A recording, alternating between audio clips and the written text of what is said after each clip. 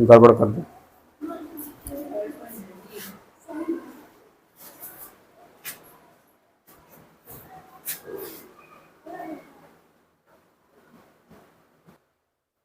Okay,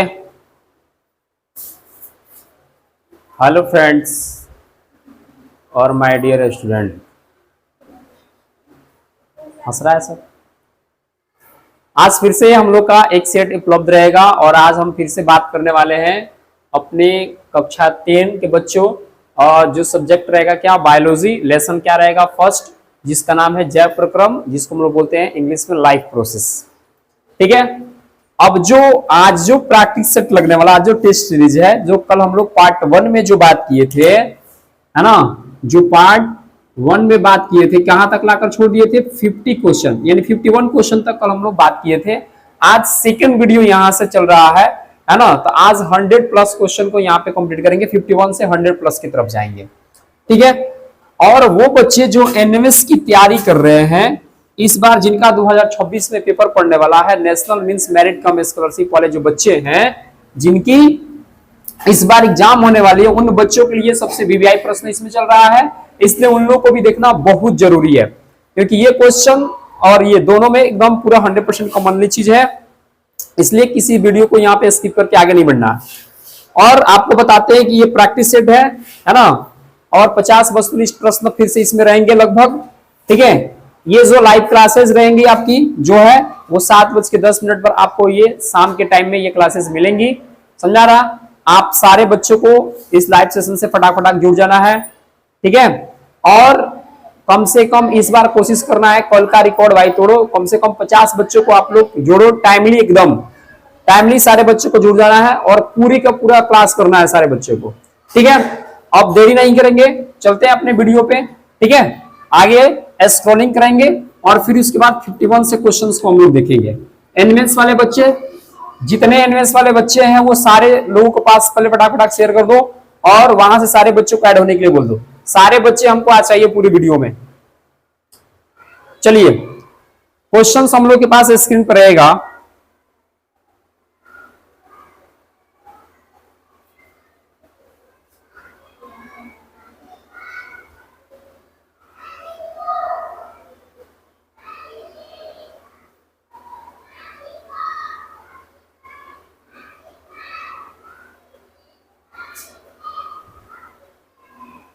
ठीक है, 52 number questions हमारे पास यहां पे है, शो कर रहा है वीडियो में। ठीक है, 52 नंबर क्वेश्चन है, प्रकाश संश्लेषण की प्रकाश अभिक्रिया होती है। आप लोग क्वेश्चंस देखोगे और बताने की कोशिश करोगे। क्वेश्चन है, प्रकाश संश्लेषण की प्रकाश अभिक्रिया होती है क्लोरोप्लास्ट के स्ट्रोमा में, कि क्लोरोप्लास्ट के घराना में, कि कोशिका द्रव्य में, या माइटोकॉन्ड्रिया में। बताना फोटोसिंथेसिस का जो रिएक्शन होता है वह किसमें होता है। आपके पास ऑप्शन है क्लोरोप्लास्ट के स्ट्रोमा में, क्लोरोप्लास्ट के घराना में, या कोशिका द्रव्य में, या माइटोकॉन्ड्रिया में। ये 2023 में ये प्रश्न पूछा हुआ है, मस्ट क्वेश्चन है, आपको इसका जवाब बताना है फटाक देकर, कहां इसका सही आंसर होगा। जो फोटोसिंथेसिस की क्रिया होती है वो एक्चुअल में पतंग में होता है, सबको पता है, क्लिप्स में होता है, पत्ता में होता है, लेकिन उसमें कौन सी भाग में होता है आपको बताना है कि किसमें होता है। फोटोसिंथेसिस क्रिया आपको बताना है किसमें होता है। और क्वेश्चन है आपका यहाँ पे 52 नंबर प्रश्न, 52 नंबर आपके पास प्रश्न रहेगा और इसको बताना है कि इसका सही जवाब क्या होगा।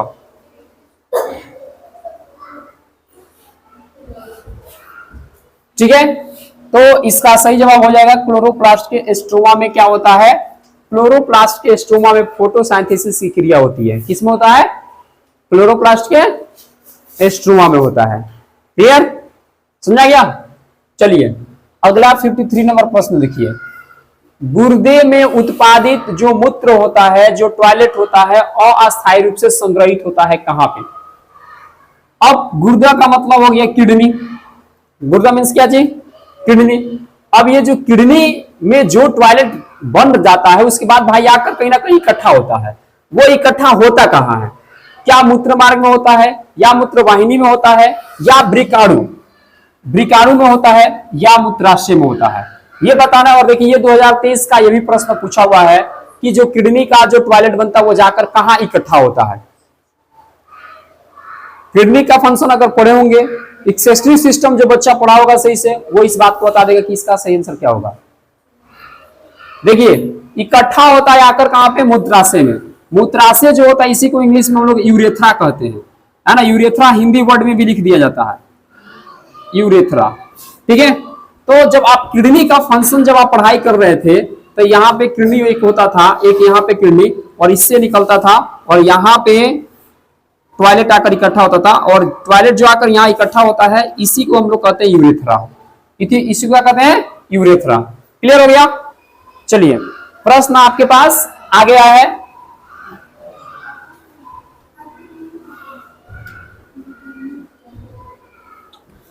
क्वेश्चन है, रक्तचाप मापने के उपकरण को क्या कहते हैं। रक्तचाप का मतलब क्या हुआ भाई, जिसको आप लोग बीपी कहते हो, ब्लड प्रेशर। तो ब्लड प्रेशर जब आप मेजरमेंट करवाते हो डॉक्टर के पास जाकर, मेजरमेंट होता है ना, तो ब्लड प्रेशर जिस चीज मापा जाता है, बताओ भाई उस उपकरण का नाम क्या है। स्टेथोस्कोप है कि लैक्टोमीटर है कि ए मीटर है या स्फिग्मोमैनोमीटर है, बताओ क्या होगा। बोलना है, डरने की जरूरत नहीं है, बोलना है कि मतलब सर ये होगा। हाँ, लैक्टोमीटर ये बोल रहे हैं, आप बताइए। हाँ, डी होगा। देखिए, स्टेथोस्कोप आप लोग देखें, जिसको हम लोग बोलचाल में आला कहते हैं, वो स्टेथोस्कोप होता है। लैक्टोमीटर का काम होता है दूध मापना, दूध की शुद्धता की जांच करना। किसका काम होता है, लैक्टोमीटर का काम करना, समझ आ गया। ए मीटर का काम होता है कितना धारा आ रहा है उसका माप, मेजरमेंट करना। किसी भी वायर में कितना का धारा आया, कितना का इलेक्ट्रिक करंट आया, उसका काम होता है ए मीटर का मापना। और स्फिग्मोमैनोमीटर का काम होता है ब्लड प्रेशर को मापना। किसको मापना, ब्लड प्रेशर, यानी बीपी को मापने का काम कौन करता है, स्फिग्मोमैनोमीटर करता है। क्लियर हो गया, ठीक है। अगला 55 नंबर प्रश्न है, लसिका का रंग होता है, बताइए कैसा, हरा, लाल, हल्का नीला या हल्का पीला, बताइए। टाइम नाउ स्टार्ट, आपके पास समय स्टार्ट हो चुका है, आपको बताना। लसिका का रंग, लसिका को इंग्लिश में लिम्फ कहा जाता है, और लिम्फ का जो कलर होता है वो कैसा होता है, तो बच्ची ने सही बताई है, हल्का पीला कलर का होता है, हल्का पीला कलर का होता है लसिका का रंग, ठीक है। चलिए आगे प्रश्न की तरफ हम लोग बढ़ेंगे। 55 तक हमने कर लिया, 56 से बढ़ेंगे। हाँ, याद करके रखिए, हल्का पीला कलर का होता है। चलिए 56,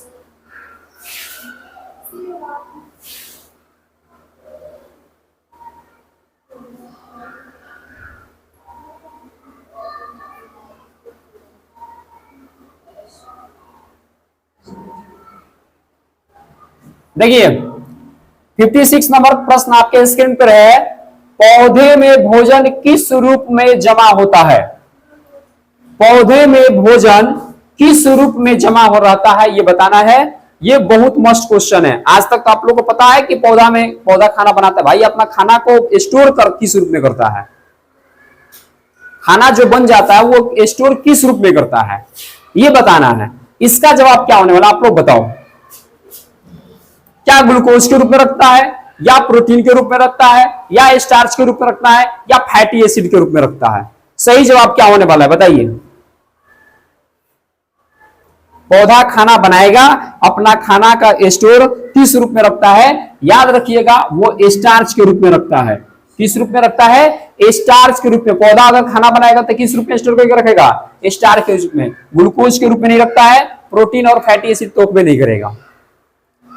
तो अब देखो भाई, जो पेड़ पौधा वाला आप खाना खाते हो, जो पेड़ पौधा वाला क्या खाते हो, खाना खाते हो, है ना, चाहे कोई भी जानवर पेड़ पौधा का पत्ता खाया, चाहे उसका कुछ भी छाल वगैरह कुछ भी खाया, है ना, तो उसमें क्या होता है, स्टार्च होता है। क्या होता है, स्टार्च।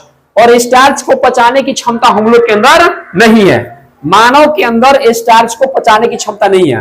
अगर स्टार्च को पचाने की क्षमता हम लोग के अंदर आता तो हम लोग भी कोनो भी पेड़ पौधा का पत्ता तूड़ ओढ़ लेते हैं, चबा चुबो के पेट भर लिए रहते, लेकिन खाओगे लेकिन पचेगा नहीं, क्योंकि स्टार्च को हम लोग नहीं पचा सकते हैं।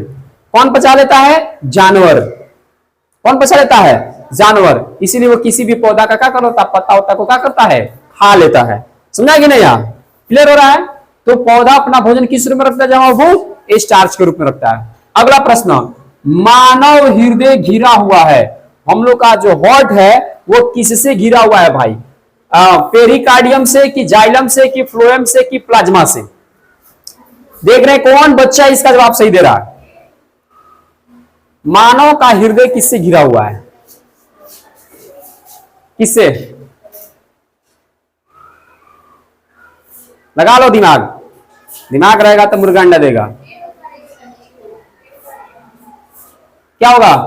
पहला बात दबा, चलो तुम लोग को पहले कैसे कट किया जाता है किसी भी ऑप्शन को देखो। पहले जाइलम पौधा में होता है, तो हमारे में कहां से आया भाई? फ्लोएम भी पौधा में होता है, टिश्यू, ये तो भी नहीं होगा। सुना ना? अब बताओ भाई प्लाज्मा, तो प्लाज्मा एक जो होता है वो कोशिका का एक भाग होता है, और यहाँ हृदय की बात पूछी जा रही है, तो प्लाज्मा तो होगा नहीं। बचा क्या? तो पेरिकार्डियम। क्या बचा? पेरिकार्डियम। हमारा जो हार्ट होता है वो पेरिकार्डियम से घिरा हुआ होता है। समझा के बाद? क्लियर हो रहा है? याद रहेगा? बुढ़ापा तक याद रहना चाहिए, पहले बात बता रहे हैं। अगला प्रश्न आपके स्क्रीन पे 58 नंबर है, मनुष्य में श्वेत रक्त कोशिका, जिसको आप लोग शॉर्ट में कहते हो क्या चीज? WBC का जीवन अवधि कितनी होती है? WBC कितना दिन तक ले, एक बार अगर वो हमारे बॉडी में बना WBC कितना दिन तक ले जिंदा रहता है? 12 से 20, 2 से 3 महीना, या 20 से 30 दिन, या 4 महीना से अधिक? कितना? प्रश्न संख्या कितना हम लोग के पास? 58 नंबर प्रश्न है। और जिसको अगर WBC का जीवन काल पता होगा वही बच्चा यहां से भी RBC का भी जीवन काल कमेंट्स में करेंगे। लाइफ टाइम, लाइफ के समय में, है ना, RBC का भी जीवन काल बताना है। अभी बताइए करेक्ट आंसर, मनुष्य में श्वेत रक्त कोशिकाओं की जीवन अवधि कितनी होती है? 12 से 20 दिन, या 2 से 3 महीना? 2 से 3 महीना का अगर कन्वर्ट करोगे तो कितना दिन हो जाएगा? 2 से 3 महीना का मतलब हुआ 60 से 120 दिन। क्लियर? तो अगर सारे को डे में देख लो, और 4 महीना का मतलब हो गया 4 3 12 ना, यहां हो जाएगा 3 90 दिन। यहां क्या हो रहा है? 60 से 90 दिन में कन्वर्ट कर लो, और ये हो रहा है आपका 120 दिन। अब बताइए, पूरे का डे में कन्वर्ट कर दिए, अब आपको बताना है कि इसका सही आंसर क्या होगा।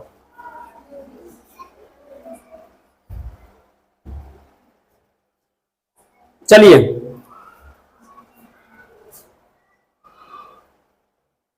WBC का जो जीवन काल होता है वो कितना होता है? लगभग 12 से 20 दिन का होता है। और आपके पास जो 120 दिन का जो होता है, आप लोग को बोले थे कमेंट्स में एक चीज बताने के लिए, RBC, तो RBC का जीवन काल होता है वो होता है 120 दिन। नेक्स्ट प्रश्न की तरफ बढ़ेंगे हम लोग, और प्रश्न ये रहा आपके फिर से स्क्रीन पे। और ये जो बच्चा कल का लेक्चर देखा होगा लोग, वो लोग इसका सही जवाब बता देंगे।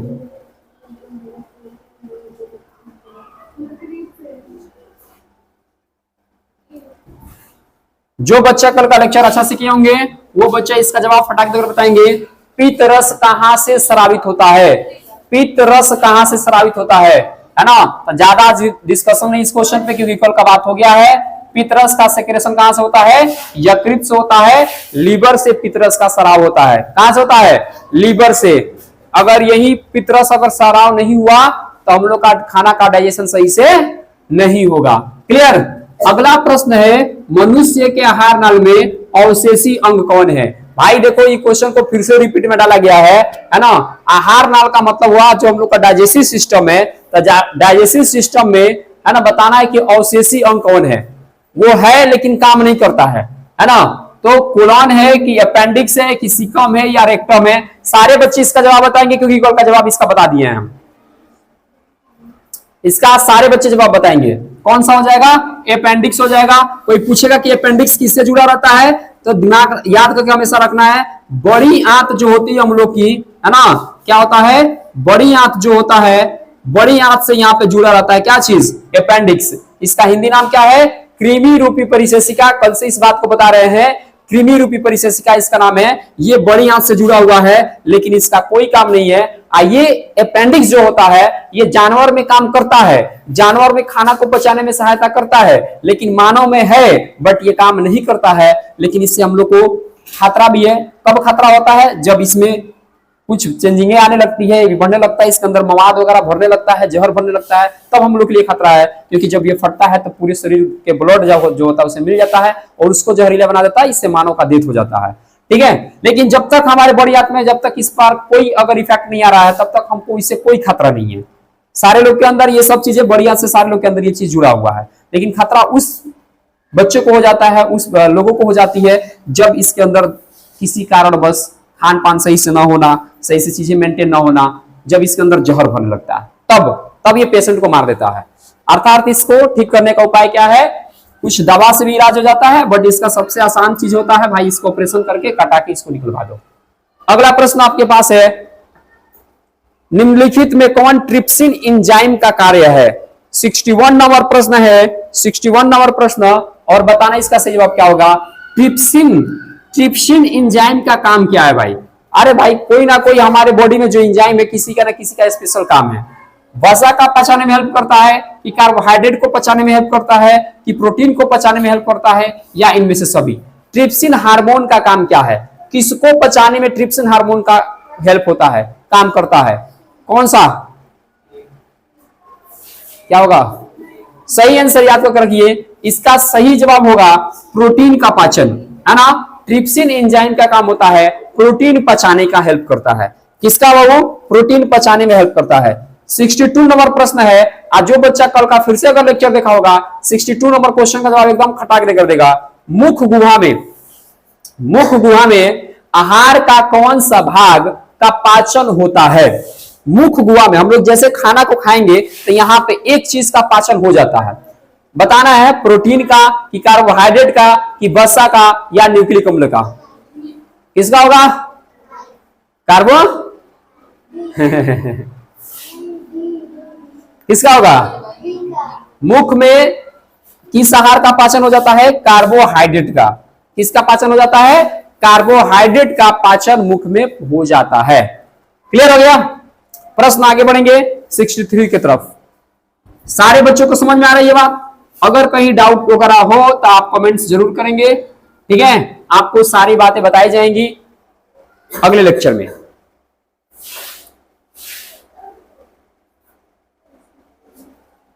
प्रश्न आपके पास है, ऑक्सीजन का वाहक कौन है। हमारे बॉडी में जो हम लोग सांस ले रहे हैं, श्वसन तो किए, फेफड़ा तक आया, लेकिन इसके बाद पूरे बॉडी में ले जाने का काम कौन कर रहा है भाई। डब्ल्यूबीसी, लसिका, आरबीसी में से कोई नहीं, आरबीसी। सही आंसर क्या हो जाएगा, RBC, red blood cell. Red blood cell भाई ये रेड है, ये रेड क्यों है, रेड ब्लड सेल रेड क्यों है, किस प्रोटीन के कारण, हीमोग्लोबिन।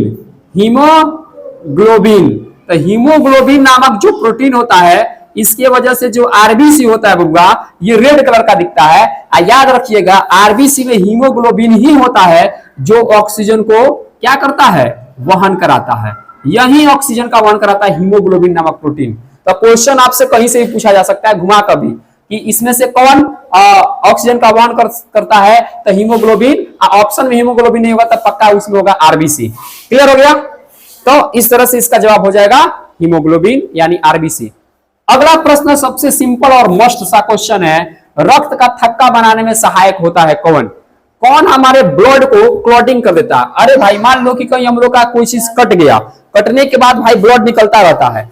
जब भाई ब्लड निकलता रहेगा तो आप सोच के देखो एक बार, कि कोई ना कोई तो हमारे अंदर प्रोटीन होनी चाहिए या कोई ना कोई पदार्थ होना चाहिए जो ब्लड को क्लॉट करे। नहीं तो ये ब्लड निकलता रहेगा और क्लॉटिंग नहीं होगा तो पूरा ब्लड बॉडी से निकल सकता है और आदमी का मौत हो सकता है ना। तो कौन सा चीज है जो इसको थक्का जाने में हेल्प करता है। क्या लाल रक्त कोशिका करती है, या श्वेत रक्त कोशिका करती है, या रक्त विषाणु करता है। यानी विषाणु को हम लोग बिम्बाणु भी कहते हैं। विषाणु नहीं होता, बिम्बाणु होता है, बिम्बाणु।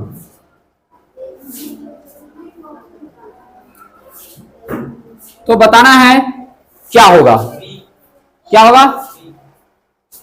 श्वेत रक्त कोशिका। ब्लड को क्लॉटिंग करने में श्वेत रक्त कोशिका का हेल्प होता है।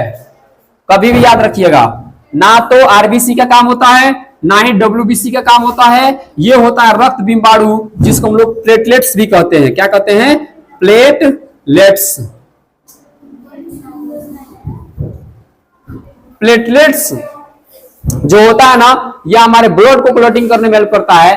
अगर ये प्लेटलेट्स की संख्या अगर डाउन हो गई ना, अगर ये चीज अगर कमी रहा, तो याद रखना ब्लड कभी रुकेगा नहीं। आज जब ब्लड रुकता नहीं है तो पेशेंट का डेथ होगा। और एक जेनेटिक बीमारी होती है जिसमें प्लेटलेट्स की कमी होता है, एक जेनेटिकली बीमारी होती है। उस बीमारी का नाम है हीमोफीलिया। हीमोफीलिया कौन बीमारी है रे बबुआ? हीमोफीलिया। हीमोफीलिया को इंग्लिश में कहते हैं ब्लीडर्स। हीमोफीलिया को इंग्लिश में क्या कहते हैं? ब्लीडर्स। ये जो ब्लीडर्स रोग है ना, एक बार अगर किसी आदमी को अगर हुआ रहता है, एक बार अगर कट जाएगा तो ब्लड निकलता रहेगा, ब्लड का उसका क्लॉटिंग नहीं होता है। तो जब ब्लड का क्लॉटिंग नहीं होगा ना, तो ब्लड निकलता रहेगा और पेशेंट उसमें मर जाता है। तो कभी भी ध्यान देना है क्या, हीमोफीलिया एक जेनेटिक रोग भी है, आनुवांशिक रोग भी है ना। अगर इसके खानदान में, किसी के खानदान में अगर ये रोग हुआ होगा तो उसके आने वाले पीढ़ी में भी ये रोग हो सकता है। क्लियर हो गया? तो प्लेटलेट्स यानी रक्त बिंबाणु की वजह से रक्त का थक्का बनने में सहायता होता है। क्लियर? प्रश्न संख्या 65 की तरफ बढ़ते हैं। प्रश्न संख्या 65 आपके स्क्रीन पे है। आप लोग बताइए भैया कि इसका जवाब क्या होने वाला है? कुटपाद किसमें पाया जाता है? सबसे सिंपल जवाब है, कुटपाद किसमें पाया जाता है? पैरामीशियम, यूग्लिना, अमीबा, इनमें से कोई नहीं। अमीबा किसमें? किसमें? अमीबा। बहुत बढ़िया। इसका सही जवाब क्या हो जाएगा? अमीबा। अमीबा भाई, अमीबा का लाइक स्ट्रक्चर, अमीबा पता है ना, किसी प्रकार का स्ट्रक्चर में रह जाता है, ये अमीबा हो गया। तो ये जो उभार आप लोग देख रहे हो, ये जो उभार आप देख रहे हो, यही क्या है? कुटपाद है। यही क्या है? कुटपाद। इसी के सहारे किसी भोजन को क्या करता है? चारों ओर से घेर लेता है। तो अपने कुटपादों की सहायता से अमीबा चारों ओर से भोजन को घेर लेता है और अपना खाना को खाने वाने में सहायता प्रदान करता है। तो अमीबा में कुटपाद पाया जाता है। कुटपाद क्या पाया जाता है? अमीबा में पाया जाता है। क्लियर? भूलना नहीं है। जितने ऑब्जेक्टिव करा रहे हैं सबसे मस्ट ऑब्जेक्टिव है, आपके एग्जाम में डायरेक्ट पूछा हुआ ऑब्जेक्टिव है और एग्जाम में आएगा तो आएगा। इसलिए सारे बच्चे को एकदम मन से पढ़ना है, मन से टेस्ट लगानी है। ठीक है? एनएमएस वाले बच्चे एकदम धैर्य से देखते रहे। आप सारे बच्चों को काफी फायदा होने वाला है इससे।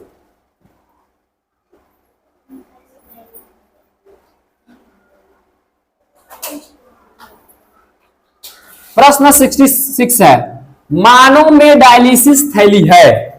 आप लोग डायलिसिस वर्ड का नाम सुने होंगे। तो डायलिसिस थैली किसमें पाया जाता है? नेफ्रॉन में कि न्यूरॉन में कि माइटोकॉन्ड्रिया में, या इनमें से कोई नहीं? किसमें पाया जाता है? न्यूरॉन में। सही आंसर क्या होगा? सही आंसर हो जाएगा नेफ्रॉन। सही आंसर क्या होगा? नेफ्रॉन। नेफ्रॉन का फिगर कैसे होता है लगभग याद है? नेफ्रॉन का फिगर लाइक स्ट्रक्चर आप लोग को बना के दिखा देते थोड़ा बहुत।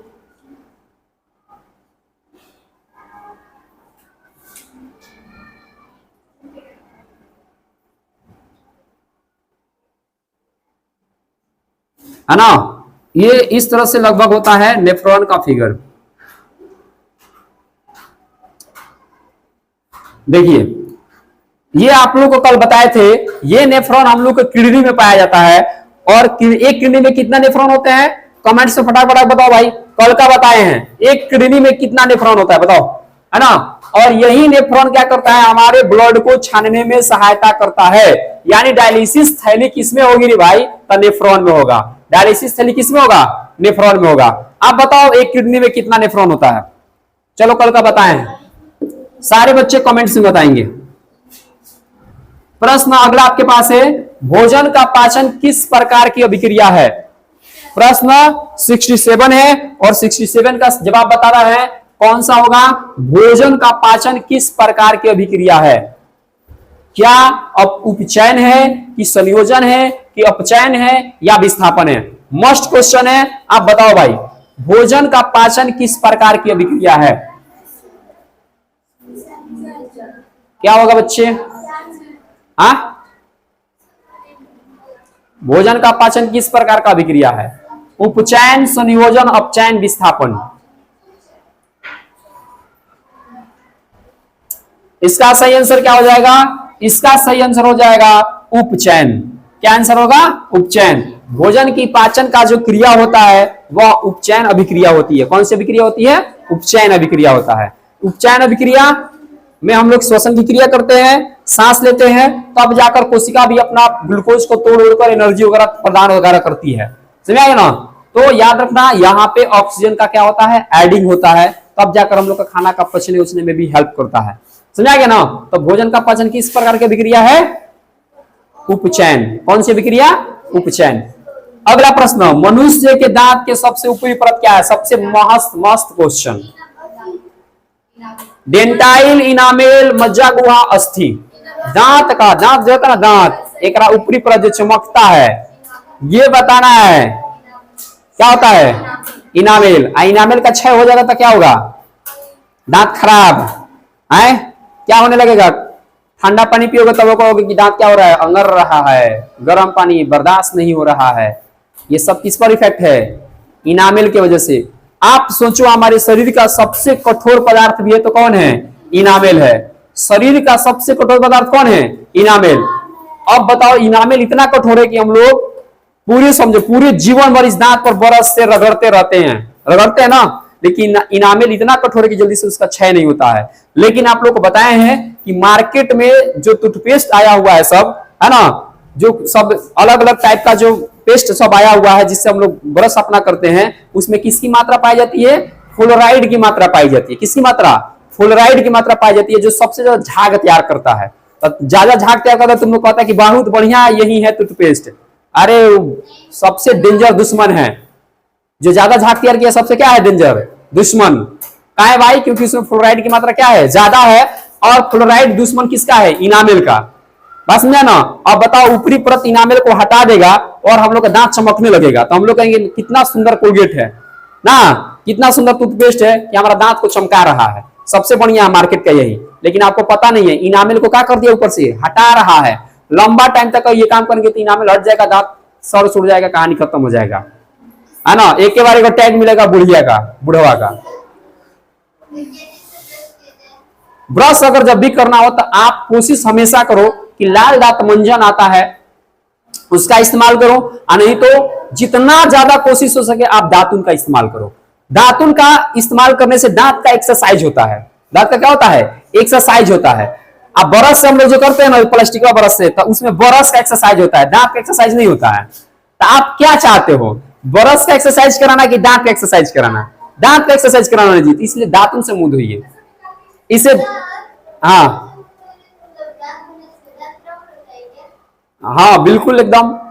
दांत क्या होता है? दांत पर हम लोग थोड़ा सा प्रभाव डालते हैं तो दांत मजबूती में आता है। कोई भी बॉडी का कोई भी हिस्सा अगर आप उससे काम कराइएगा तो वो हिस्सा क्या होता है? मजबूत होता है।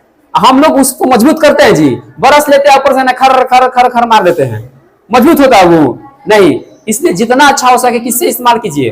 दातुन। ज्यादा ज्यादा कोशिश कीजिए दातुन का आपको काम मिले। अगला प्रश्न, ग्लूकोज कितने कार्बन से बना हुआ है? मस्त प्रश्न है भाई। ग्लूकोज कितने कार्बन से बना हुआ है? 3, 6, 5, 4। तो बताओ ग्लूकोज का फॉर्मूला क्या होता है? C6H12O6। बताओ इसमें कार्बन कौन है? 6 को है। आंसर क्या हो जाएगा? 6। क्लियर हो रहा है सारे बच्चों को? हाँ क्लियर हो रहा है तो तनी सब्सक्राइब वगैरह करवाओ, लाइक वगैरह करवाओ, पूरा वीडियो को इधर उधर भेजो। चलिए अगला प्रश्न। प्रश्न अगला है, डायलिसिस मशीन किस तरह कार्य करता है? आइए इसको ऊपर स्क्रॉल करते हैं। ठीक है, प्रश्न संख्या 70 पे हम लोग आ गए हैं। डायलिसिस मशीन किस तरह कार्य करता है? बताओ रे भाई, बहुत बढ़िया क्वेश्चन है। डायलिसिस मशीन जो हमारा टेक्नोलॉजी है भाई, कृत्रिम किडनी बना रखा है। अगर किसी का किडनी खराब हो गया तो टेंशन नहीं लेना है, उसका डायलिसिस कराया जा सकता है। लेकिन ज्यादा डायलिसिस नहीं करा सकते हो, है ना। कुछ हद तक क्या किया जाता है, इस डायलिसिस के प्रक्रिया के द्वारा इंसान को बचाया जा सकता है, किडनी का फंक्शन से काम कराया जा सकता है। जैसा किडनी हम लोग का अंदर काम करता है वैसा किडनी डायलिसिस वाला में काम करता है। इसको कृत्रिम किडनी कहते हैं। ये मशीन काम कैसे करता है? कृत्रिम यकृत के जैसा काम करता है कि वृषण के जैसा काम करता है कि वृक्क का काम करता है कि ग्रंथि का काम करता है? बताओ क्या आंसर होगा? हाँ, अरे भाई हम अबे बोले कि किडनी का काम करना है, तो किडनी का मतलब देखो, वृक्क को ही कहते हैं किडनी, वृक्क को ही क्या कहते हैं? किडनी कहते हैं। तो डायलिसिस मशीन किस तरह कार्य करता है? कृत्रिम वृक्क का, यानी वृक्क का मतलब होता है किडनी। क्लियर हो गया? अगला प्रश्न 71, मनुष्य के आहार नाल की लंबाई कितनी होती है? 8 से 10 कि 8 से 10 मीटर कि 8 से 10 सेंटीमीटर कि 2 से 4 मीटर कि 1 से 2 मीटर? प्रश्न है मनुष्य की आहार नाल की लंबाई कितनी होती है?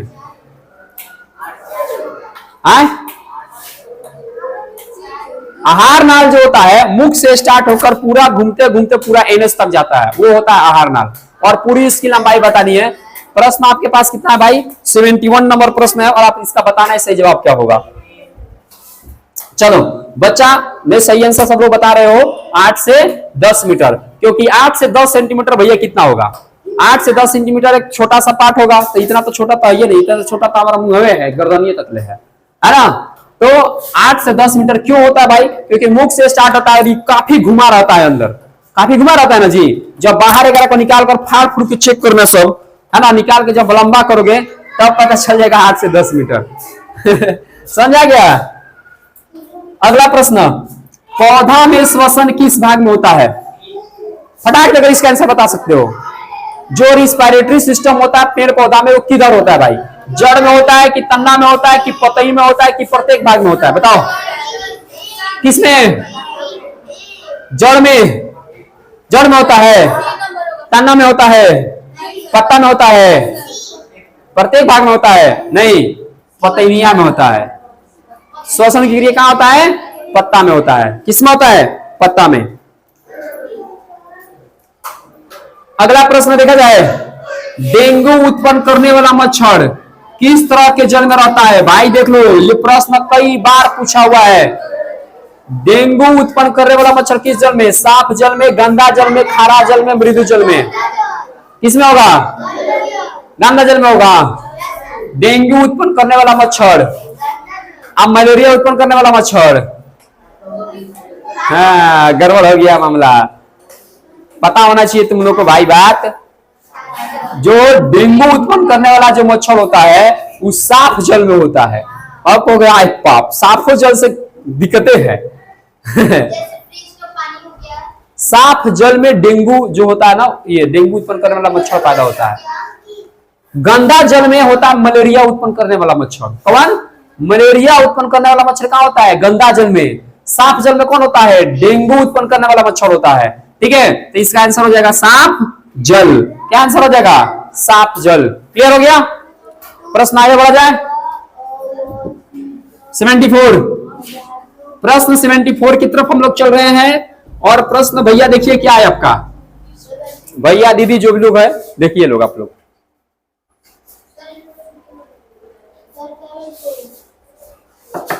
सेवेंटी फोर है, प्रोटोजोआ अवशिष्ट पदार्थों का निष्कासन कैसे करता है? प्रोटोजोआ जो होता है उसके अंदर जो अवशिष्ट पदार्थ है, जो बेकार पदार्थ है, वो अपने बॉडी से निकाल देता है। वो कौन सी मेथड का इस्तेमाल करता है कि उसके बॉडी से वो चीज निकल जाता है? आप बताओ, विसरण के द्वारा या प्रासरण के द्वारा या अवशोषण के द्वारा या निष्कासन के द्वारा? पहले बताओ, देख लो पहले प्रोटोजोआ। प्रोटोजोआ है यहाँ पे, और प्रोटोजोआ अपना अवशिष्ट पदार्थ का मतलब होता है खाना मान लो खाया और खाना मान लो पच गया, पचने के बाद भी अब खाना का अवशिष्ट पदार्थ बचता है। खाना जब पच जाता है तो जो अवशिष्ट पदार्थ बचता है उसी को हम लोग कहते हैं अनपचा भोजन। क्या कहते हैं? अनपचा भोजन। तो जो अनपचा भोजन है इसको बताना है कि वह कौन से मेथड का इस्तेमाल करता है और निकालता है। प्रश्न संख्या आपके पास है 74, विसरण द्वारा या प्रासरण द्वारा या अवशोषण द्वारा या निष्कासन द्वारा। 73 नंबर प्रश्न आपके पास है और आपको बताना है कि कौन सा मेथड का इस्तेमाल करके ये बाहर अपने खाना को निकालता है। कौन सा? विसरण के द्वारा। बहुत बढ़िया। विसरण प्रक्रिया जो होती है ना, इस प्रोसेस के जरिए, इसमें क्या होता है विसरण प्रक्रिया में? इस विसरण प्रक्रिया में क्या होता है भाई? हाई कंसंट्रेशन से लो कंसंट्रेशन की ओर जाना, उच्च सांद्रता से निम्न सांद्रता की ओर जाना विसरण होता है। और ये विधि का इस्तेमाल करता है कौन? प्रोटोजुआ। याद करके रखना है। मनुष्य में मुख्य श्वसन अंग कौन है? मनुष्य में मुख्य श्वसन अंग कौन है? कौन है भाई? चलिए सारा लोग जवाब सही दे रहे हो। मेन इसमें क्या है? फेफड़ा। मेन क्या है भाई? फेफड़ा। जरूरत पड़ता है तो अगर पेशेंट को जरूरत पड़ता है तो जब नाक से श्वसन की क्रिया नहीं करता है तो उसको बाईपास कर दिया जाता है, पता है ना?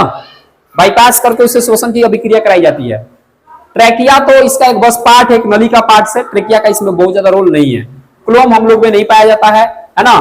फेफड़ा जो है इसी को मतलब क्या करना, पंपिंग कराना जरूरी रहता है, इसलिए यहां से बाईपास करके भी काम करा दिया जाता है। वाष्पोत्सर्जन के लिए उत्तरदायी अंग कौन सा है? अगर वेपराइजेशन की क्रिया करानी है तो किस अंग की आवश्यकता है भाई? फ्लोएम का, जड़ का, तना का, पतन का? पत्ती क्या? किसका है? पत्ती का। किसका है? पत्ती का। हाई वाला पति नहीं, इधर वाला पति नहीं, है ना? ये वाला पति का मतलब हस्बैंड होता है। हाँ, ये वाला पति चाहिए। तो वाष्पोत्सर्जन के लिए उत्तरदायी अंग कौन सा है भाई?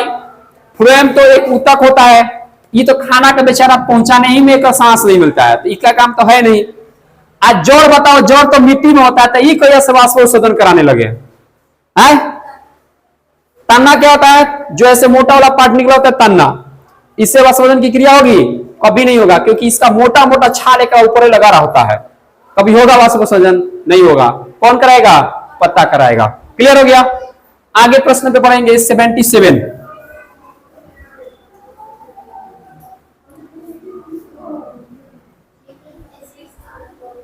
77 नंबर प्रश्न है भाई, यूरिया का निर्माण कहां होता है? कल जो बच्चे पढ़े होंगे वो बताएंगे। 77 नंबर प्रश्न है, यूरिया का निर्माण कहां होता है? यूरिया का निर्माण कहां होता है? ये कल का प्रश्न था, कल भी ये प्रश्न हम डिस्कशन किए हैं। किडनी में, यकृत में, अमाशय में, अग्नाशय में? कहां से होता है भाई? यूरिया का जो बनना होता है ना, वो लीवर से होता है। कहां से होता है? लीवर से होता है। और यहीं से, यहां से यूरिया बना और यहीं से ब्लड में ही मिल जाता है। तो ये प्रश्न आपसे पूछा जाएगा।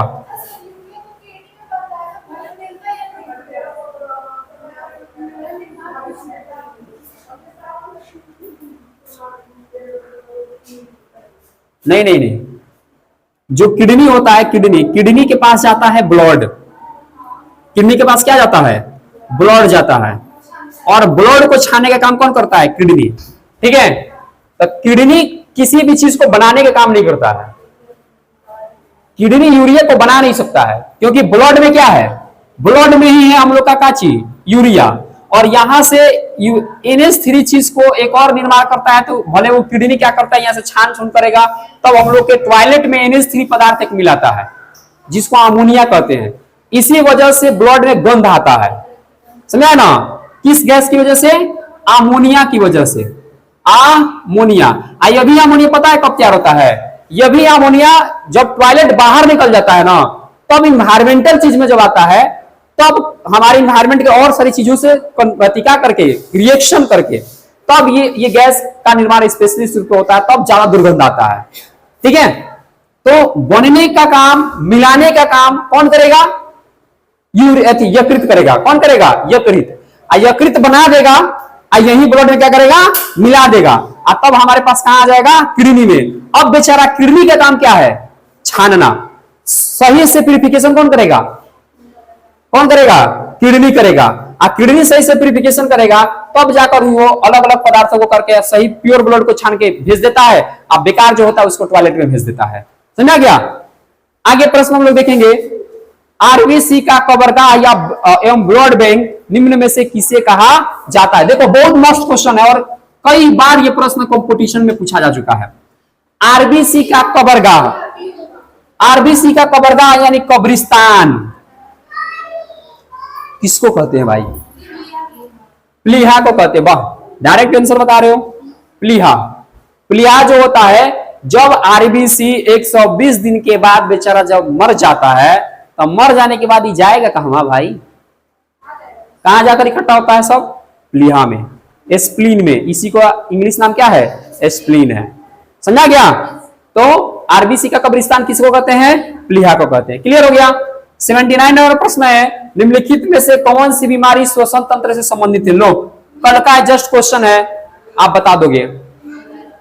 कौन सी बीमारी श्वसन तंत्र से संबंधित है? डायरिया, टीबी, निमोनिया, बी और सी दोनों?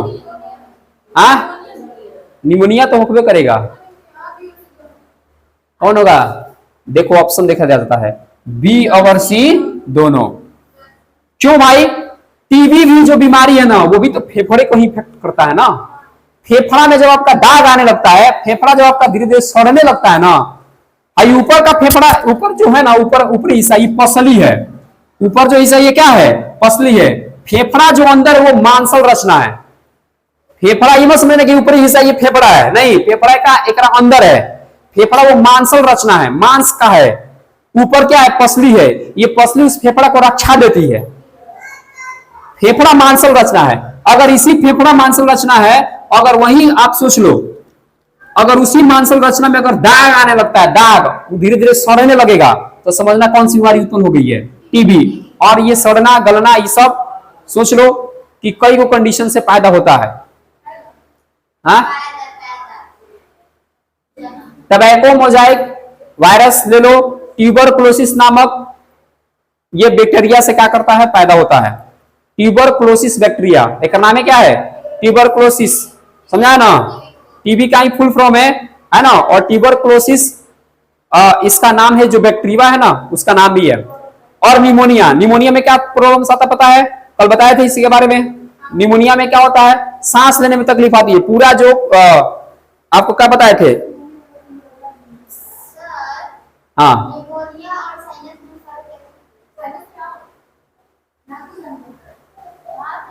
निमोनिया वो क्या करेगा ना, पूरा फेफड़ा जो होता है ना, वो करा को एकदम चलने नहीं देता है। पूरा अंदर फेफड़ा में पानी होने लगता है।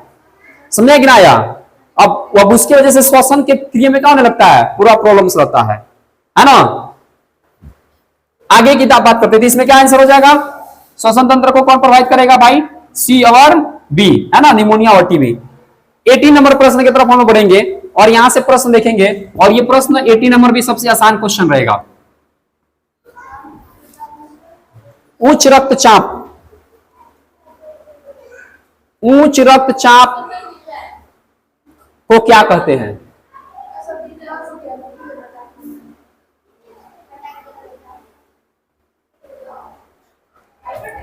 उच्च रक्तचाप को क्या कहते हैं? उच्च रक्तचाप की जो अवस्था होती है क्या होती है? हाइपरटेंशन की हृदयघात? हाइपोटेंशन, हाइपरटेंशन, पक्षघात या हृदयघात। जिस आदमी को बीपी हाई होता है, ब्लड प्रेशर हाई है, रक्तचाप उसका हाई है, उसको पता है हमेशा किस प्रकार की बीमारी होगी? हाइपरटेंशन की बीमारी होती है। उस अवस्था को क्या कहते हैं? हाइपरटेंशन। देखना, जितना बीपी वाले पेशेंट होंगे तुरंत गुस्सा हो जाते होंगे, बर्दाश्त नहीं होता है, तुरंत क्या हो जाता है? गुस्सा। हाँ, तुरंत टेम्पर हो जाता है लोग। हाँ, टेम्पर हो गया। समझा गया ना? इसलिए भाई बीपी को कंट्रोल करके रखो, काहे कि ये उम्र से पहले ही लड़का सबको आजकल बीपी अब हो जा रहा है। एक समय होता है 35-40 साल के बाद की जब मतलब क्या आती है, समस्याएं आती है, तब जाकर ये बीमारियां आता है। लेकिन ये समस्या देख रहे हैं कि 15-16 साल के बाद स्टार्ट हो जा रहा है। तो कंट्रोल करना बहुत जरूरी है ना? हमेशा हैप्पी मूड में रहना कोशिश करो, खुशहाल रहो, अच्छी खाना खाओ, मार्केट का सारा खाना बंद करो, तब जाकर आप इससे बचोगे। समझा गया? हमेशा योगा वगैरह करते रहो, एक्सरसाइजेस हमेशा करो, फालतू खाना से एकदम रियलिटी बच जाओ, मजाक की बात नहीं है। अन्यथा आप इस बीमारी से जब ग्रसित हो जाओगे तो देख लो, जैसे होता है हाइपरटेंशन वैसे होता है हृदयघात। हाइपरटेंशन वाला आदमी का ही क्या होता है? हृदयघात, जिसको हार्ट अटैक कहते हो। हाइपरटेंशन वाला आदमी का ही होता है ब्रेन हेमरेज। ये भी पता होना चाहिए। क्या होता है? ब्रेन हेमरेज, मानी ब्रेन का नस का फट जाना, दैट इज ब्रेन हेमरेज। समझा गया?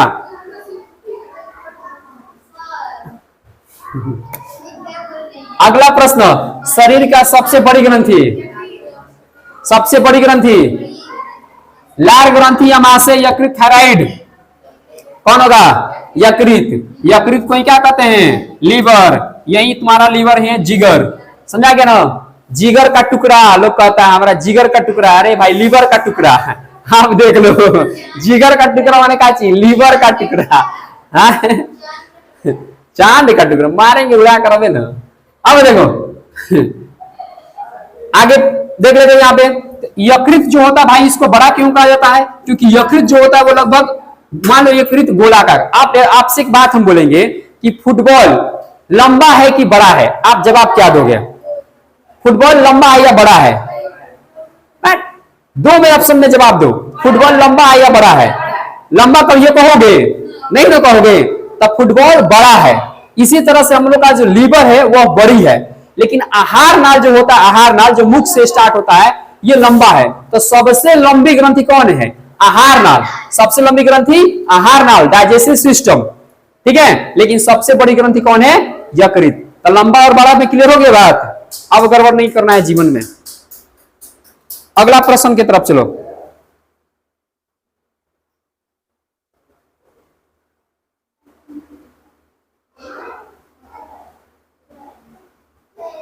प्रश्न आपके पास है, प्रकाश संश्लेषण की इकाई है।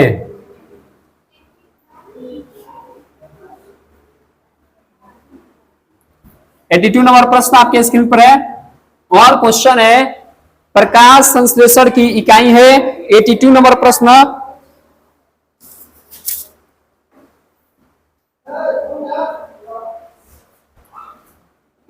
प्रकाश संश्लेषण की इकाई। तो प्रकाश संश्लेषण से भाई जरूरत किसका है? आप सोच कर आंसर बताओगे ना तो आप आंसर मार दोगे। आप थोड़ा सा सोचोगे इसका आंसर बता दोगे। प्रकाश संश्लेषण से क्या एटीपी का कोई लेना देना है? नहीं। NADH2 फास्फोरस वगैरह सब हाइड्रोजन वगैरह का क्या लेना देना है? कोई जरूरत नहीं है। लेकिन आप सारे बच्चों को पता है कि क्लोरोफिल अणु रहेगा तब फोटोसिंथेसिस की क्रिया होगी। यानी प्रकाश संश्लेषण का इकाई क्या है? क्लोरोफिल अणु है। कौन है भाई? क्लोरोफिल अणु है। समझा गया ना? क्योंकि इसके बगैर फोटोसिंथेसिस की क्रिया नहीं होगी, यानी प्रकाश संश्लेषण की क्रिया नहीं होगी, क्लोरोफिल के बगैर नहीं होगा, इसलिए उसकी इकाई होगी क्लोरोफिल। अब ये बताओ रे भैया, गोबर छत्ता, गोबर छत्ता भाई क्या है? परजीवी, मृतजीवी, परासरणी, स्वपोषी। परजीवी, मृतजीवी, परासरणी, स्वपोषी। कौन बताएगा सही जवाब? मृतजीवी। क्या आंसर? गुड, बहुत बढ़िया। मृतजीवी इसका सही आंसर होगा। क्यों? क्योंकि गोबर छत्ता जो होता है मरा हुआ जीव से खाना लेता है। अरे कौन चीज सड़ गया, वहीं पर देखना गोबर छत्ता, जरा तुम सांप का छत्ता कहता है। क्या कहता है? सांप का छत्ता। कौन चीज सड़ गया ओकरा ऊपर में बन जाता है, ये होता है जी। तो इसीलिए मरे हुए जीव से जो चीज भोजन करता है ना, उसको कहते हैं मृत जीवी। परजीवी का मतलब क्या हुआ? कि कोनो आदमी खाना बना रहा है आ जाकर ओकर खाना खा रहा है, आराम से ओकरा साथे रहकर जिंदा है, तो परजीवी हो गया। क्लियर हो गया? अगला प्रश्न देख लिया जाए। प्रोटीन का पाचन होता है, ये मस्ट क्वेश्चन है भाई। प्रोटीन का पाचन होता है कहां पे? ग्रास नली में, अमाशय में, ग्रसनी में, अग्नाशय में। 84 नंबर आपके पास प्रश्न है और 84 का जवाब बताना है। प्रोटीन का पाचन कहां होता है? ग्रास नली में, अमाशय में, कहां होता है? फटाक देकर बताइए। प्रोटीन कहां पच जाता है भाई?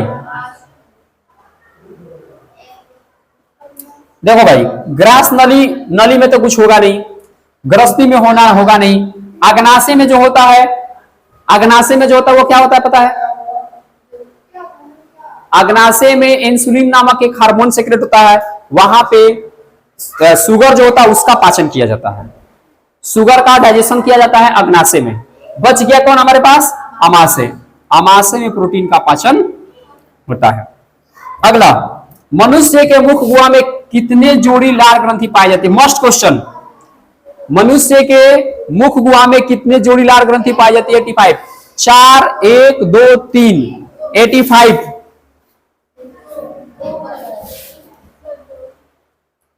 कौन कौन क्या बोल रहे हैं बताइए? हाँ, ये सही बोला।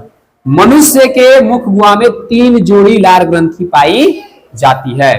हाँ, हम लोग के ये देखो, खाना का पाचन मुख से ये स्टार्ट हो जाता है, पता है ना? यहाँ पे सबसे ज्यादा जो सलाइवा होता है हम लोग का, बहुत हेल्प करता है खानों को पचाने में। क्लियर हो गया? आगे बढ़ चले। बताओ पहले भाई, सेशन आप लोगों को कैसा लग रहा है? सारे क्वेश्चन समझ में आ रहा है ना? अब एक बात बताओ, अगर आप लोग के पास इस टाइप का अगर आपके पास क्वेश्चन आएगा तो आप लोग मेरे ख्याल से इजीली तरीके से बना लोगे, आप छोड़ोगे नहीं। समझा रहा? एकदम बिल्कुल नहीं छोड़ना है। एग्जाम में एकदम पूरा एकदम फाड़ फूड़ के आना है। एग्जाम को नहीं फाड़ के आना है, मैंने क्वेश्चन बना के आना है। ठीक है, प्रश्न देख रहे बबुआ 86 नंबर प्रश्न आपके पास है और ये कह रहा है का कि फेफड़ा का आकार कैसा होता है, ये बता दो भाई। गोलाकार, शंक्वाकार, बेलनाकार, अंडाकार, कैसा बताओगे? लाइव फेफड़ा देखो कैसा होता है। हाँ, कैसा होता है? हम लोग का लगभग फेफड़ा ऐसा होता है, ऊपर पतला, नीचे हल्का सा जाकर चौड़ा होता है।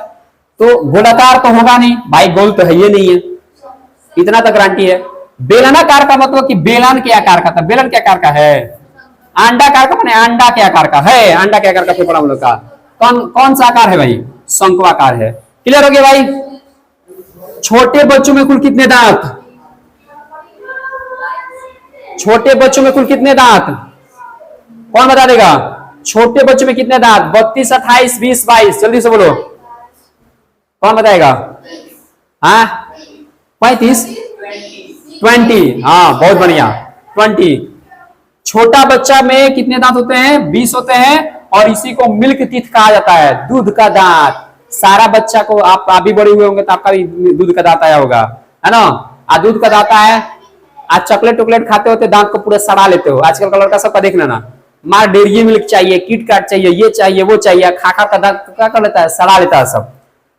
छोटे बच्चों में 20 गो दांत होता है जिसको दूध का दांत कहते हैं या मिल्क टीथ कहते हैं। ये अस्थायी दांत होता है। ये एक समय आने पर 8, 9 साल, 10 साल के बाद ये सारे के सारे दांत टूटकर गिर जाते हैं। इसके बाद जो दांत निकलता है वो अस्थायी दांत होता है और अस्थायी दांत की संख्या होती है 32।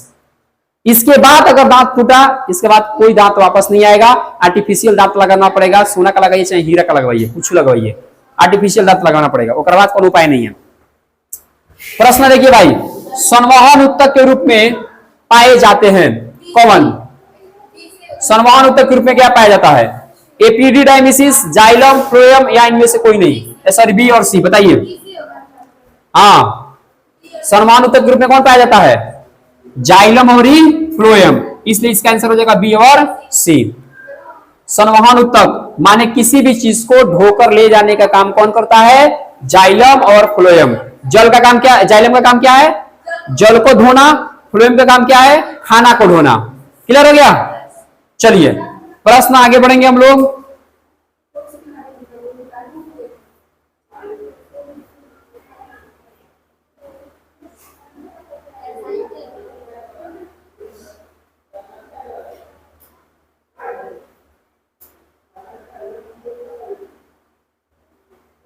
चलिए हम लोग देखेंगे 89 नंबर प्रश्न। प्रश्न है मछलियों में, 89 नंबर देखना है, उत्सर्जी अंग क्या है? उत्सर्जी पदार्थ क्या है? सॉरी, उत्सर्जी पदार्थ क्या है? मछलियों में उत्सर्जी पदार्थ क्या है?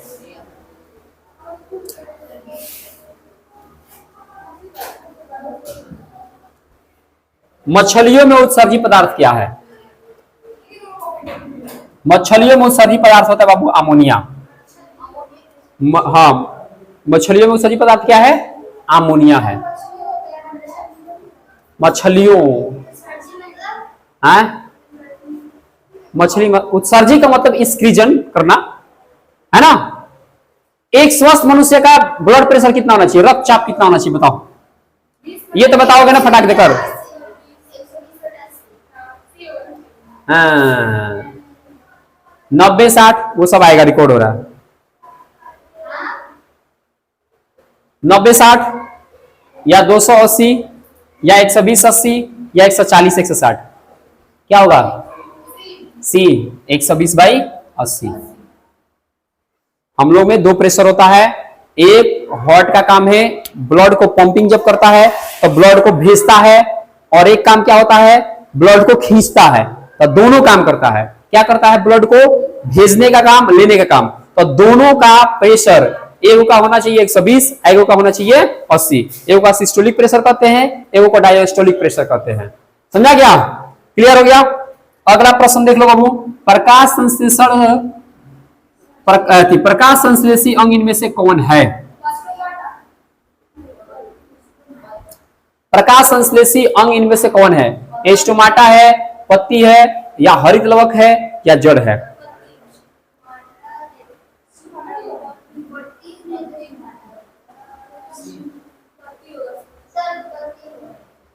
अच्छा, ये जरूरी है कि अगर पत्ती अगर है तो मान लो बहुत सारा ऐसा पौधा होता है जो पौधा है लेकिन फोटोसिंथेसिस नहीं करता है और उसमें पत्ता है, तो क्या पत्ता आंसर होना चाहिए?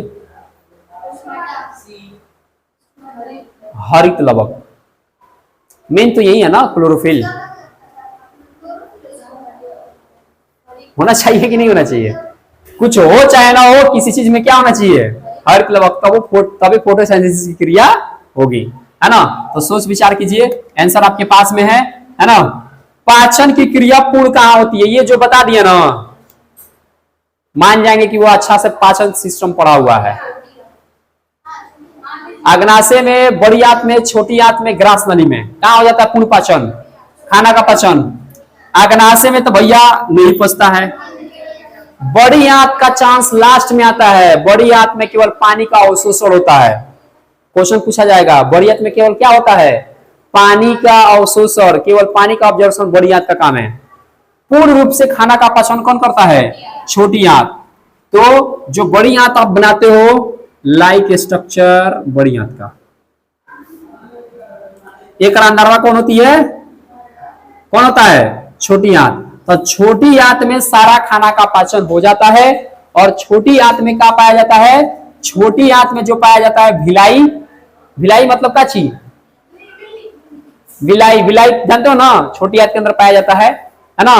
वो क्रमानुकुंचन गति भी यहाँ पर भी कराने के काम करता है। और सबसे मजा का बात सुन लो, सारा खाना का पाचन यहाँ हो जाता है और जितना प्रोटीन्स, विटामिन जो कुछ भी होगा ना, यही से अवशोषण कर लिया जाता है और सीधे ब्लड में मिला दिया जाता है। और छोटी आंत से खाना जब पच जाता था, कहां भेज दिया जाता है? बड़ी आंत में। अब बड़ी आंत में जब खाना आता था, केवल उसका एक ही काम है, केवल इसमें से पानी को सूखा जाता है। किसको सूखा जाता है? पानी को अवशोषण किया जाता है। तो अगर ये भी क्वेश्चन आपके एग्जाम में आएगा तो आराम से बना लीजिएगा। क्लियर?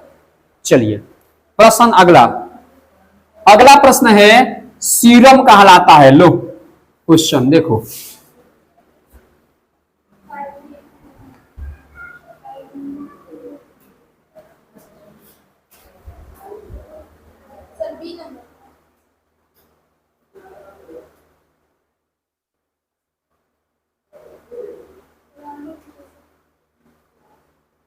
कितना हो गया? 93।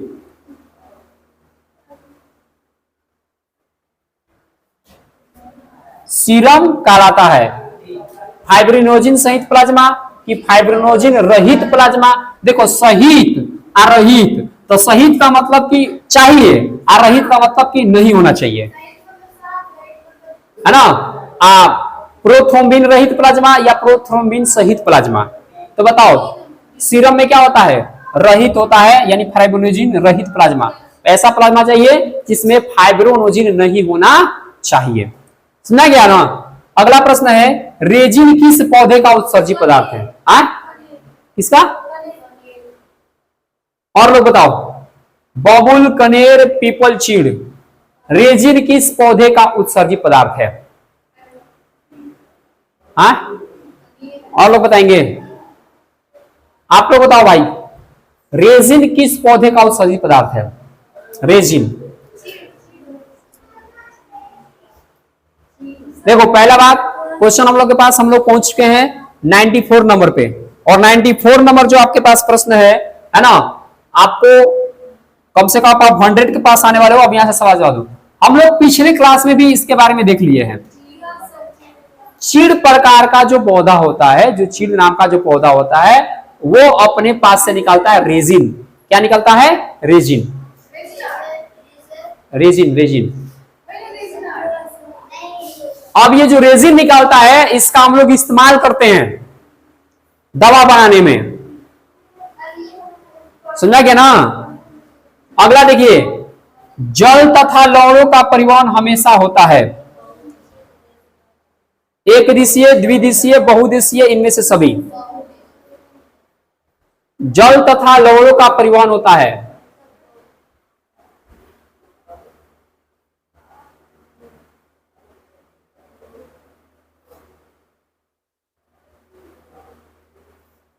जल तथा लवणों का परिवहन हमेशा होता है।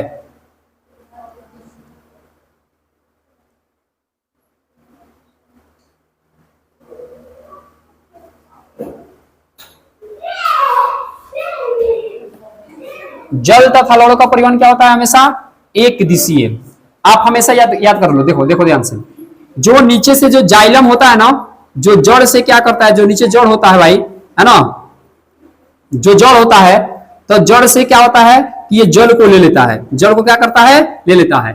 लेने के बाद जो पौधा होता है उसके पूरे भाग में पहुंचाता है। पूरे भाग में क्या करता है? पहुंचाता है। और पूरे भाग में कहां तक ले जाना है भाई? पतन तक लेके जाना है। कहां तक लेके जाना है? पत्ता तक लेके जाना है। ये केवल इधर से इधर होता है, एक दिशीय होता है। क्या होता है? एक दिशीय, है ना।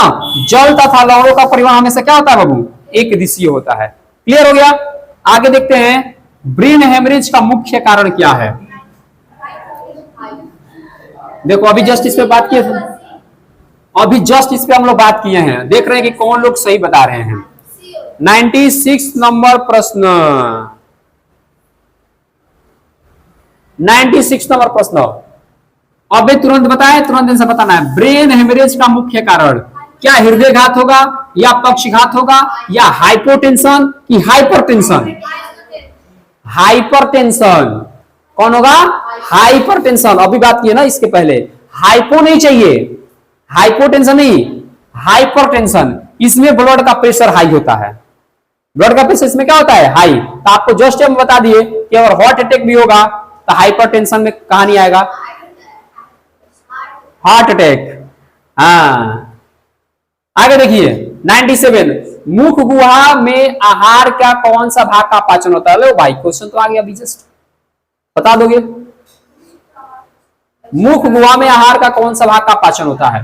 प्रोटीन का, वसा का, स्टार्च का, न्यूक्लिक अम्ल का? हम लोग स्टार्च का इस्तेमाल करते हैं।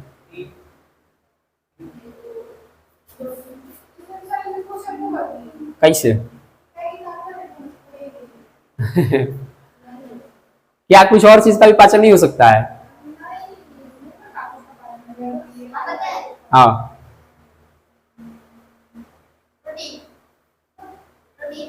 अभी प्रोटीन के बारे में जस्ट बताए हैं। बताओ प्रोटीन का पाचन कहाँ बताए हैं? अभी जस्ट तुम लोग पढ़े हो। इससे पहले क्वेश्चन क्या था? प्रोटीन का पाचन कहाँ बताए थे?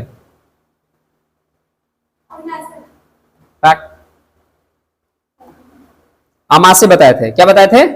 अमाशय। तो जब प्रोटीन का पाचन अमाशय बताए थे तो मुख गुहा में कहीं ना कहीं प्रोटीन का पाचन नहीं होगा, तब तो बताओ तब क्या होगा भाई?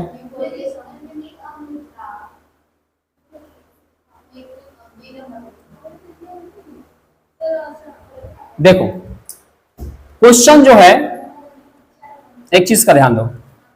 जानवर जो होते हैं ना, जानवर, हम बोले थे कि जानवर पेड़ पौधा के पत्ता को खाता है। खाता है? पेड़ पौधा के पत्ता को खाता है। और स्टार्च जो होता है वो पत्ता में पाया जाता है, पेड़ पौधा में पाया जाता है। और स्टार्च क्या होता है? कार्बोहाइड्रेट होता है। कार्बोहाइड्रेट। तो देख लो पहले, प्रोटीन का पाचन मुख में होकबे नहीं करेगा, बासा का पाचन होकबे नहीं करेगा, न्यूक्लिक एसिड का पाचन होकबे नहीं करेगा। आए तो यहां तो कोई क्लियर तो किया नहीं है कि आप जानवर में पूछ रहे हैं कि मनुष्य में पूछ रहे हैं। तो आप आंसर का मार के आइएगा? अरे हम में नहीं होता है लेकिन जानवर के मुख में होता है ना। आप क्या मारोगे? स्टार्च मार के लाओगे। अब मनुष्य पूछ, अब मान लो कि मनुष्य पूछता तो जबरदस्ती प्रोटीन मार के आ जाते आप। मतलब ये हुआ बात कि हमारा मुख का बात हो चाहे जानवर के मुख का बात हो, मुंह का बात किया ना। लेकिन यहाँ पे इसीलिए यहाँ पे स्पेशलिस्ट नहीं रखा कि हम मनुष्य पूछ रहे हैं कि जानवर पूछ रहे हैं। उसने क्वेश्चन को पूछ दिया कि मुख गुहा में पाचन किसका होता है। बात नहीं समझ में आया? बात मेरा समझा गया ना, यहां पे क्लियर नहीं किया। इसलिए भाई स्टार्च का पाचन तो मुख्य गुहा में होता है, लेकिन किसके मुख गुहा में होता है? जानवर के मुख गुहा में होता है। समझा गया ना। और ये भी जान लो बात, बहुत सारा कार्बोहाइड्रेट जो होता है ना, कार्बोहाइड्रेट, यो ध्यान दे दो, बहुत सारा कार्बोहाइड्रेट होता है, अलग अलग फॉर्म में होता है कार्बोहाइड्रेट। जैसे मंड, आलू में कार्बोहाइड्रेट होता है मंड के रूप में। आलू में कार्बोहाइड्रेट जो होता है किस फॉर्म में होता है? मंड के रूप में। अच्छा एक और बात बताओ, बहुत सारा ऐसा पत्तादार खाना है जो हम लोग खा लेते हैं, साग वगैरह खाते हैं कि नहीं खाते भाई पत्ता वाला खाना? अगर उसमें भी अगर स्टार्च के रूप में जो चीज है, तो कहीं ना कहीं थोड़ा बहुत हमारे एंजाइम के अंदर पावर है कि उसको भी क्या करता है? कार्बोहाइड्रेट में तोड़ देता है। किसमें तोड़ लाता है? कार्बोहाइड्रेट में। तो ये मंड के रूप में कार्बोहाइड्रेट होता है, इसके सिंपल कार्बोहाइड्रेट में तोड़ता है और तब उसका पाचन कराता है, आलू में जो कार्बोहाइड्रेट होता है। समझा गया? तो यहां से क्लियर हो गया। आगे देखेंगे फास्ट। आज बस 100 सेंचुरी मार दिया जाएगा यहाँ पे क्वेश्चन में, ठीक है? चलिए भाई, क्वेश्चन है जैव प्रक्रम के अंतर्गत निम्नलिखित में से कौन आता है? सबसे सिंपल सा क्वेश्चन रहेगा।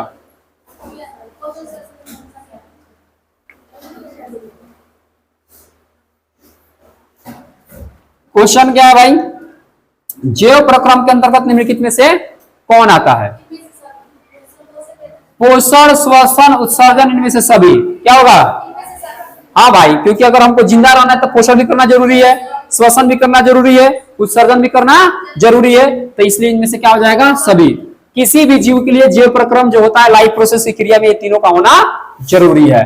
99 नंबर प्रश्न है, अमाशय में अनपचे भोजन को क्या कहते हैं? अमाशय में जो भोजन अनपचा होता है उसको क्या कहते हैं? चाइल्ड की, काइम की, काइलोमाइक्रोन की, उपरोक्त सभी कहते हैं। हाँ,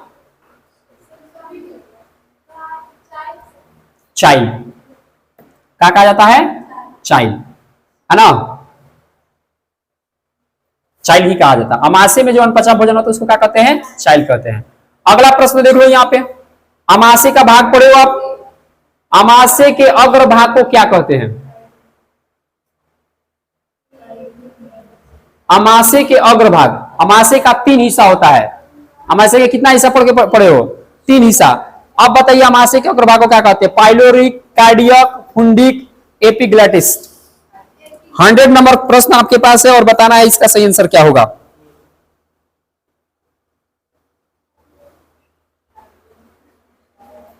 अमाशय जब हम लोग पढ़ाई करते हैं तो अमाशय का हम लोग 3 को हिस्सा पढ़ते हैं। अमाशय का कभी आप पढ़ाई कीजिएगा सही से तो 3 हिस्सा बांटकर पढ़ते हैं। उसका अग्र भाग को कहते हैं कार्डियक।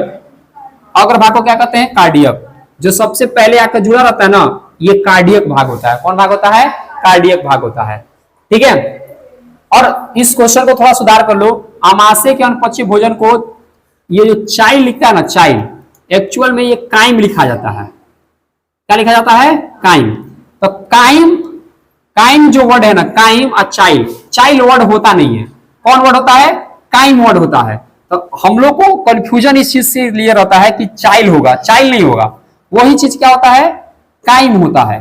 तो काइम वर्ड होता है, चाइल्ड वर्ड कोई नहीं होता है, ठीक है। तो ये कंफ्यूजन करने के लिए चाइल्ड एक वर्ड दिया था। इसका आंसर सही याद रखिएगा, इसको सुधार कर लीजिएगा। काइम वर्ड याद कीजिएगा, है ना, चाइल्ड कोई वर्ड नहीं रहता है। 100 क्वेश्चन कंप्लीट हो गया है।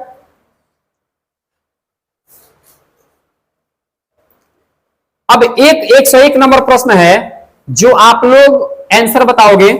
अमोनिया का यूरिया में परिवर्तन शरीर में कहां से हो जाता है? लो, अब यूरिया का बनना आप लोग जस्ट पढ़े हो, यूरिया का बनना पढ़े हो ना जी। तो बताओ अमोनिया का यूरिया में परिवर्तन शरीर में कहां से होता है? यकृत में कि ब्रिक में कि प्लिया में कि अमाशय में? कमेंट्स में बताते रहिएगा। और ज्यादा से ज्यादा वीडियो को भाई शेयर वेयर कर दो। सारे एनवेंस वाले बच्चे पूरा बढ़िया से इसको करते रहेंगे। 10 का बच्चा बढ़िया से पढ़ेगा इसको। क्यों? क्योंकि इससे ऑब्जेक्टिव ज्यादा बाहर आपसे कभी नहीं पूछा जाएगा। आपको जितना बता रहे हैं आप विश्वास कीजिएगा और सही से इसकी पढ़ाई कीजिएगा। अगले टाइम में हम लोग एक से आगे बढ़ेंगे, यानी आपको केवल लाइव प्रोसेस से हम कम से कम 200 ऑब्जेक्टिव कम से कम कराने वाले हैं और 200 से इससे बाहर कुछ जाने वाला नहीं है ना। आपको अच्छा लग रहा होगा ये वीडियो। मिलेंगे फिर से अगले सेट को लेकर। है ना, 101 के बाद। तब तक के लिए जय हिंद, धन्यवाद, टाटा बाय बाय।